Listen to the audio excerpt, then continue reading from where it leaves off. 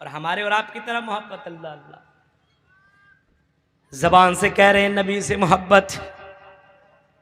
किस चीज की मोहब्बत? न खाने में नबी की इताअत, न पीने में, न उठने में, न बैठने में, न लेटने में, न इबादत में, किसी चीज में नबी की इताअत है ही नहीं, किसी चीज में भी नहीं। अब किसी एक मामले को उठाइए, ये शाबान का महीना है, हाँ, शाबान के महीने में नबी क्या किया करते थे मालूम है? शाबान के महीने में अल्लाह के नबी के बारे में आता है कि सबसे ज्यादा अल्लाह के नबी सल्लल्लाहु अलैहि वसल्लम रमजान के बाद शाबान के महीने में रोजा रखा करते थे। कितने लोगों ने रोजा एक भी रखा बताइए, हाथ जरा उठाइए तो। किसी ने एक भी रोजा, सच बोलिएगा, इस वक्त आखिरी पहर है, कितने लोगों ने एक रोजा रखा? एक ही बता दो। सबसे ज्यादा मेरे नबी इसी महीने में रोजा रखा करते थे, सबसे ज्यादा। उसामा बिन ज़ैद ने रीजन पूछा, कारण पूछा, जानकारी लेनी चाहिए, क्या रीजन है, क्या कारण है? अल्लाह के नबी शाबान के महीने में आप रोजा रखते हैं। बाद साहबा कहते हैं रमजान और शाबान दोनों महीने में कंटिन्यू रोजा रखा करते थे। सबसे ज्यादा पूछा गया, हजरत उसामा बिन सैद ने पूछा अल्लाह के नबी सबसे ज्यादा आप इसी महीने में रोजा क्यों रखते हैं? अल्लाह के नबी ने जवाब जो दिया था वो यही जवाब दिया था, वह हुआ शहरुन फीहि तुरफ़अु इला रब्बिल आलमीन, वह हुआ शहरुन तुरफ़अु फ़ीहिल आमाल इला रब्बिल आलमीन। इसी शाबान के महीने में लोगों की आमाल आसमान की तरफ उठा करके फरिश्ता ले करके जाता है। इसी शाबान के महीने में लोगों के आमाल फरिश्ता उठा करके आसमान दुनिया यानी अल्लाह के पास लेकर के जाता है। अल्लाह के पास जाकर के हाजिर करता है लोगों की आमाल को। फ़उहिब्बु, और मैं इस बात को पसंद करता हूँ, मैं इस बात को पसंद करता हूँ कि जब अल्लाह ताला मेरे आमाल को ऊपर लेकर के जाए। फ़उहिब्बु आमली व हुवा साइम, जब मेरा ऊपर जाए। तुरफ़अु आमली, जब मेरा ऊपर आमाल फरिश्ता लेकर के जाए। वह हुआ साइम, मैं रोजे की हालत में रहूं। ये नबी की सुन्नत। नबी क्या चाह रहे हैं? रोजे की हालत में रहूं, मेरा इस हाल में अल्लाह ताला के सामने मेरा अमल फरिश्ता पहुंचाए। अब बताइए इस महीने में कितने लोग हैं शराब में मस्त, गाने सुनने में मस्त, इंजॉय करने में मस्त। मेरे भाइयों, नबी अपने आमाल को उठवाना चाह रहे हैं रोजे की हालत में। और हमारे अमल कब कैसे उठ रहे हैं? बगैर नमाजी के। नमाजी नहीं पढ़ रहे, फरिश्ता ले जा रहा बेनमाजी क्या अमल। जुआ खेलते हुए नजर आ रहे हैं, उसी हाल में ले जा रहा है। शराब पीते हुए ले जा रहे हैं, जलसे भी करा रहे हैं, तो लड़की बाजी और लड़कियों के चक्कर में पड़े हुए उसी हाल में पहुंचा रहा है।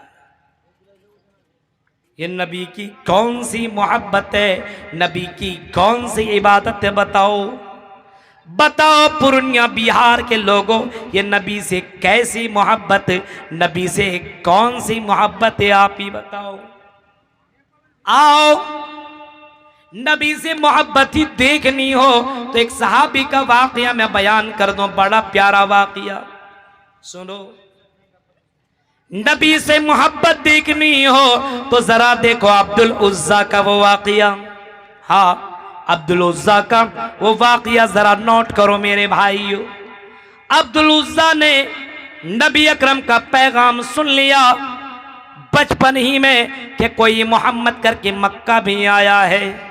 हाँ, लोगों को पैगाम दे रहा अल्लाह की तरफ, और उनकी बातें इतनी अच्छी हुआ करती है, जो सुनता है वो नबी के ऊपर ईमान ले आता है। बचपन ही में से नबी को सुनता गया और दिल ही दिल में नबी से मोहब्बत होती गई। मक्का ही से। और ये कहाँ है? मदीना में। जब नबी अकरम मक्का से मदीना पहुंचे, मक्का से मदीना नबी अकरम पहुंचते हैं, मक्का छोड़ दिया, मदीना पहुंच गए। और वो अब्दुल उज्जा ने इंतजार किया, चलो मेरा चचा जिसके घर में मैं रहता हूं, जिसने मुझे पाला पोसा बड़ा किया, खिलाया पिलाया, जिनकी बकरियां जिनके जानवरों को मैं चराता हूं, जब मेरा मालिक मेरा चचा ईमान लाएगा तब मैं ईमान लाऊंगा। इंतजार करता गया, 1 साल 2 साल 3 साल 4 साल 5 साल 6 साल 7 साल 8 साल तक इंतजार किया, चचा ने ईमान ही नहीं लाया। एक दिन अब्दुल उज्जा पहुंचा अपने चचा के पास और कहता है, ओ मेरे चचा, आप नबी की बात आपने सुनी है? हाँ। नबी के सहाबा से सुनी? हाँ। नबी के ऊपर ईमान क्यों नहीं ला रहे? क्यों लाएंगे? अपने दीन धर्म को क्यों छोड़ेंगे? कहा, चचा आपके इंतजार में मैंने 8 साल तक गुजार दिया। आई मेरे चचा, अब मुझसे रहा नहीं जा रहा है, अब मुझसे बर्दाश्त नहीं हो रहा है, अब मैं नबी के ऊपर ईमान लाता हूं और कलेमा भी पढ़ रहा हूं, अशहदु अल्ला इलाहा इल्लल्लाह व अशहदु अन्ना मुहम्मदर रसूलुल्लाह। पढ़ दिया कलेमा। अब चचा कहते, मैंने बोला ही नहीं, तुमने पढ़ दिया, चलो कैंसिल करो, इसको रिजेक्ट करो, कलमा जो तुमने पढ़ा है इसको वापस कर दो, खत्म, नबी को मत मानो। अच्छा। इसने कहा, चचा अब मैं कुछ नहीं मान सकता हूं, नबी से मेरी मोहब्बत है तो नबी से मोहब्बत है, अब मैं इसको अब इसको छोड़ नहीं सकता हूं, मैंने दिल से लगा लिया है। चचा ने कहा, जानता है तू, तेरे अंदर जितनी चीजें हैं वो मैंने तुम्हें दी है, ये घर से भी तुम्हें निकलना पड़ेगा, इस कपड़े को भी तुम्हें निकालना पड़ेगा, ये माल, ये जमीन, ये जायदाद, सारी चीजें तुझे छोड़नी पड़ेगी। नबी की मोहब्बत में कहा कि सब छोड़ देंगे। कहा, यहीं स्टार्ट कर, कपड़ा उतार, कुर्ता उतारा, बंडी उतार, उसको भी उतारा, पाजामा धोती उतार, उसको भी उतारा, अंडरवियर इसको भी उतार। चाचा इतने सालों तक खिदमत की है, कम से कम अंडरवियर तो रहने दे।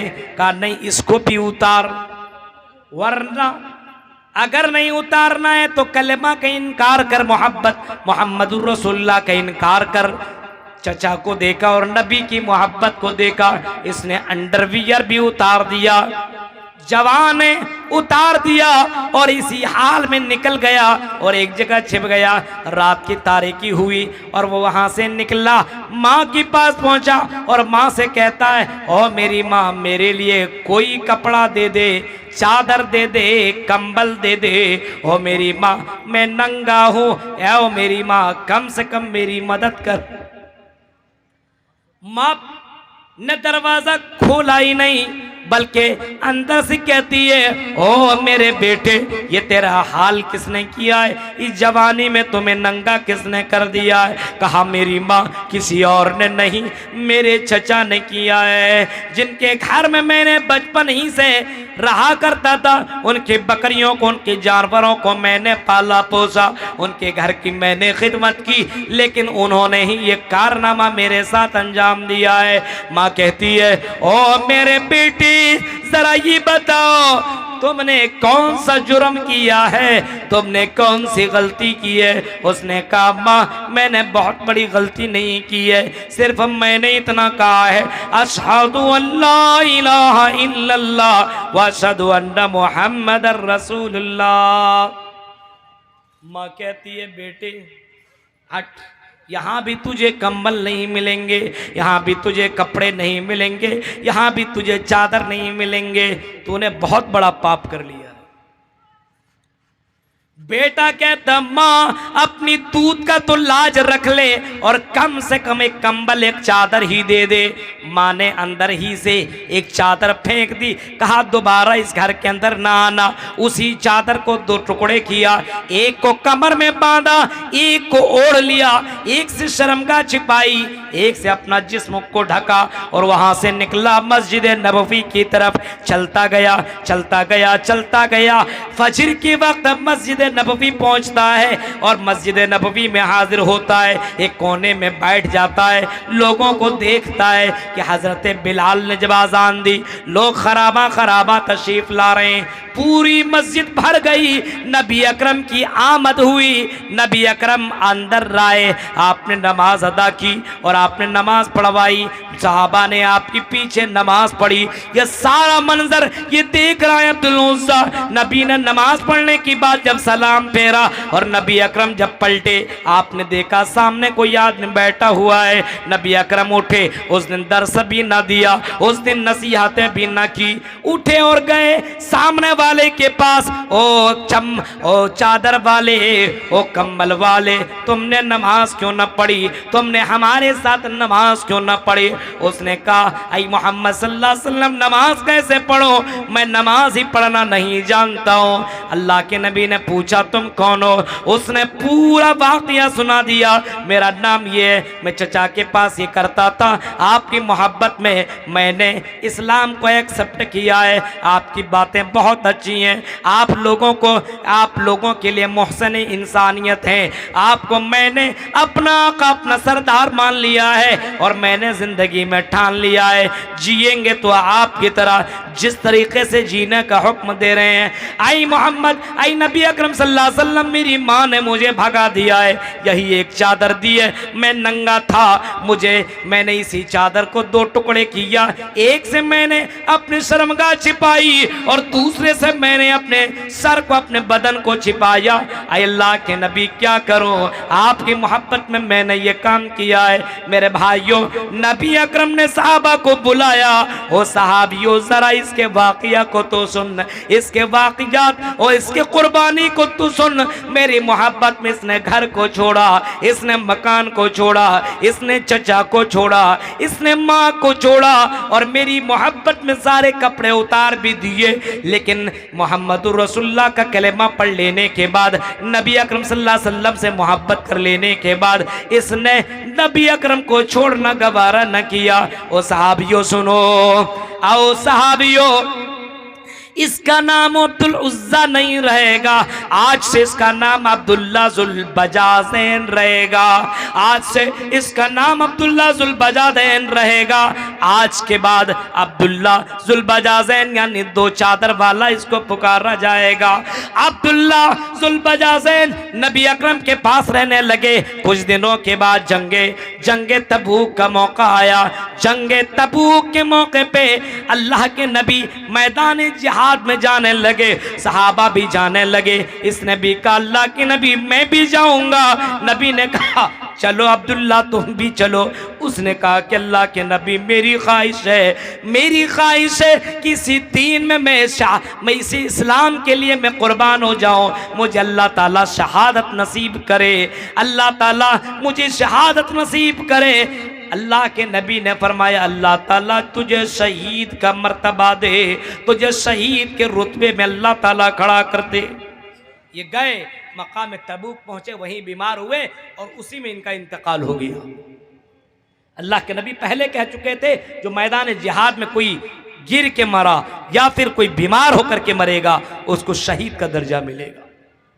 नबी अकरम सल्लल्लाहु अलैहि वसल्लम को खबर हुई, रात की तारीकी में खबर होती है। नबी अकरम आए और आप सल्लल्लाहु अलैहि वसल्लम के सामने कब्र खोदी जा रही है। नबी कब्र के अंदर उतरे, आपने अब्दुल्ला ज़ुल बजाज़ैन की उस जनाजे को, बॉडी को आपने अपने हाथों में लिया और कब्र के अंदर डालने लगे। नबी कर रहे हैं, डालने लगे। हजरत उमर भी हैं, हजरत अबू बकर सिद्दीक भी हैं और दोनों के दोनों एक सहाबी हैं जिनका नाम हजरत बेलाल भी है। एक बगल में और है, वो भी हजरत अब्दुल्ला इब्न मसूद भी देख रहे हैं। लाइट जो चिराग था उसको रोशन किए हुए हैं। रात की तारीकी में नबी ने अपने हाथों से उस मैयत को, उस जनाजे को, उस बॉडी को आपने कब्र के अंदर रखा और नजरें आसमान की तरफ आपने की और कहा क्या अल्लाह, आई अल्लाह, मैं इस बंदे से राजी था, तू भी राजी हो जा। मैं इस बंदे से खुश था, तू भी खुश हो जा। मेरे भाइयों, नबी अकरम ऊपर उठे, मिट्टी दी गई, आपने दुआए मग़फ़िरत की। हज़रत अबू बकर कहते हैं जब मैंने नबी अकरम को उनके लिए दुआ सुनी, मेरे दिल के अंदर ख्वाहिश पैदा हुए, काश के अब्दुल्ला ज़ुल बजाज़ैन की जगह मैं होता। ये थी मोहब्बत, नबी की मोहब्बत में सब कुछ छोड़ दिया। हम नबी की से मोहब्बत है, लेकिन कौन सी चीज ले रहे हैं? हर चीज, कौन चीज से छोड़ने के लिए तैयार है?